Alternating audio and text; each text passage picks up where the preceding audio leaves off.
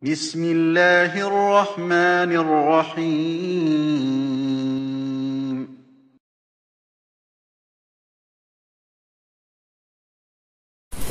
Assalamualaikum warahmatullahi wabarakatuh. Selamat pagi anak-anakku yang hebat, soleh dan soleha. Bagaimana kabar kalian hari ini? Guru berharap kalian semua selalu dalam keadaan sehat, baik, dan selalu semangat belajar. Meskipun semester ini kalian belajar dari rumah. Berjumpa kembali dengan saya, Bu Titin Lestari, dalam pembelajaran kelas 5, tema 1, subtema 1, muatan IPS. Kali ini kita akan belajar tentang letak astronomis dan geografis Indonesia, serta dampaknya dan kondisi geografis pulau-pulau di Indonesia. Apa itu letak astronomis dan geografis Indonesia? Mari kita pelajari bersama. Kompetensi dasar pada pembelajaran muatan IPS pada tema 1 subtema 1 ini adalah kompetensi dasar 3.1 dan 4.1. Kompetensi dasar 3.1 atau pengetahuan mengidentifikasi karakteristik geografis Indonesia sebagai negara kepulauan, maritim, dan agraris, serta pengaruhnya terhadap kehidupan ekonomi, sosial, budaya, komunikasi, serta transportasi. Kompetensi dasar 4.1 atau kompetensi keterampilan menyajikan hasil identifikasi karakteristik geografis Indonesia sebagai negara kepulauan atau maritim dan agraris, serta pengaruhnya terhadap kehidupan ekonomi, sosial, budaya, komunikasi, serta transportasi. Letak astronomis dan geografis Indonesia. Anak-anak sudah ada yang tahu apa yang dimaksud dengan letak astronomis? Pasti sudah ada yang tahu. Letak astronomis adalah letak suatu tempat atau wilayah atau negara berdasarkan garis lintang dan garis bujur. Apa itu garis lintang dan garis bujur? Garis lintang merupakan garis imajiner, jadi garis yang tidak ada secara nyata, tapi merupakan garis khayal yang dibuat oleh manusia, yang membentang secara horizontal atau mendatar melingkari bumi.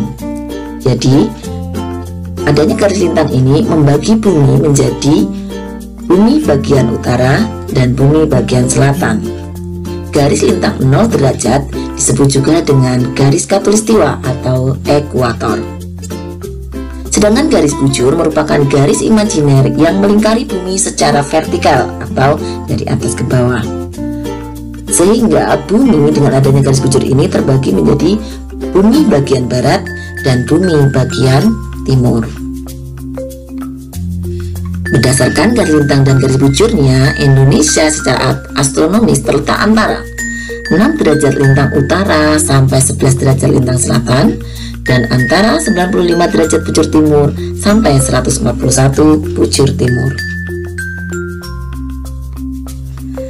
Untuk letak geografis, sudah ada yang tahu pengertiannya?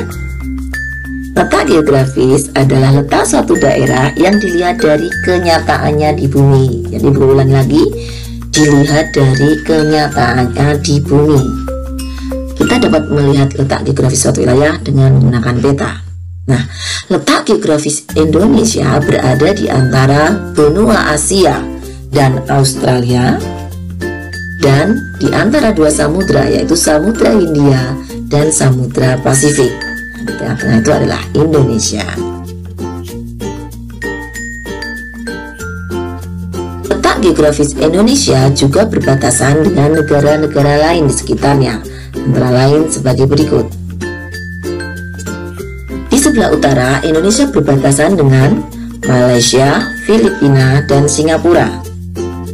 Di sebelah selatan, Indonesia berbatasan dengan Australia. Di sebelah barat, Indonesia berbatasan dengan Samudra Hindia, jadi jauh dari negara lain. Dan di bagian timur, Indonesia berbatasan dengan negara Papua Nugini. Nah, selain berbatasan dengan negara lain, tentu saja kita mempunyai batas laut wilayah Indonesia yang ditunjukkan pada peta berikut ini. Di sebelah utara kita mempunyai batas utara dengan Laut Cina Selatan. Di bagian selatan dengan Laut Hindia. Di bagian barat juga dengan Laut India. Sedangkan di bagian timur kita berbatasan dengan negara Papua Nugini.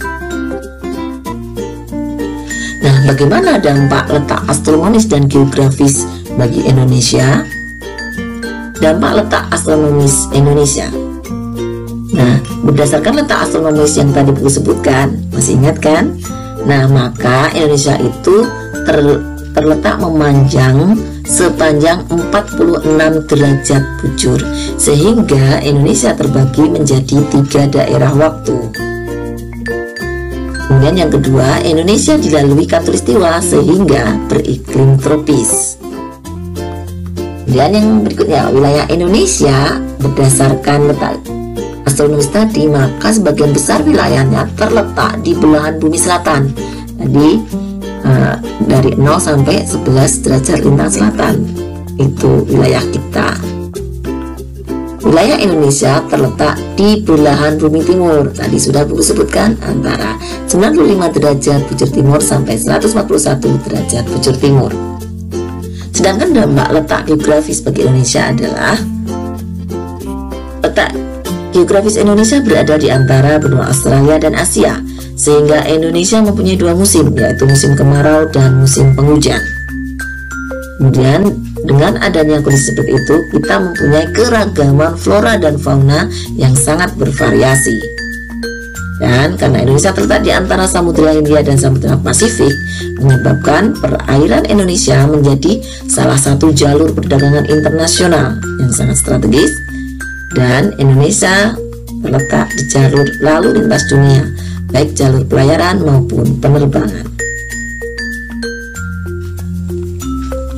Baik anak sekalian, dengan mengamati peta, kita tidak hanya bisa melihat letak geografis suatu negara, tapi dengan melihat peta, khususnya peta Indonesia, kita bisa mengamati atau mengetahui kondisi geografis dan letak geografis pulau-pulau yang ada di Indonesia.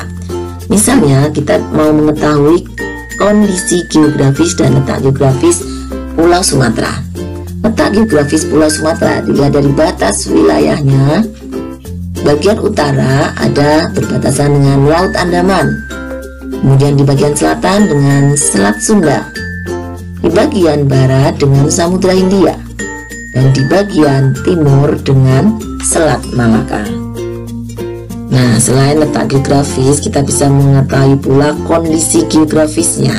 Bisa kita ketahui kenampakan alam yang ada di Pulau Sumatera. Misalnya sungai, ada Sungai Asahan, Musi, Siak, dan lain-lain. Kita bisa juga melihat gunung-gunung yang ada di Pulau Sumatera. Ada Gunung Leuser, Sinabung, Kerinci, dan masih banyak lagi. Bisa juga kita mengetahui danau dan kenampakan alam yang lainnya. Nah, dari sini kita bisa mengetahui bahwa kondisi geografis juga mempengaruhi kehidupan masyarakat yang ada di wilayah tersebut. Jadi dengan mengamati peta, kita bisa mengetahui letak geografis dan kondisi geografis suatu wilayah.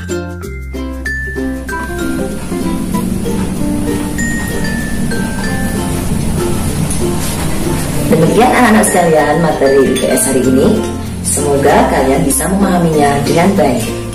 Pesan Bu Guru setelah ini, tugas-tugas yang ada di classroom segera dikerjakan. Biasakan selesaikan tugas hari ini pada hari ini juga. Anak-anak sekalian, mohon maaf jika ada kekeliruan dalam penyampaian pembelajaran hari ini. Terima kasih atas atensinya. Akhirul kalam. Assalamualaikum warahmatullahi wabarakatuh.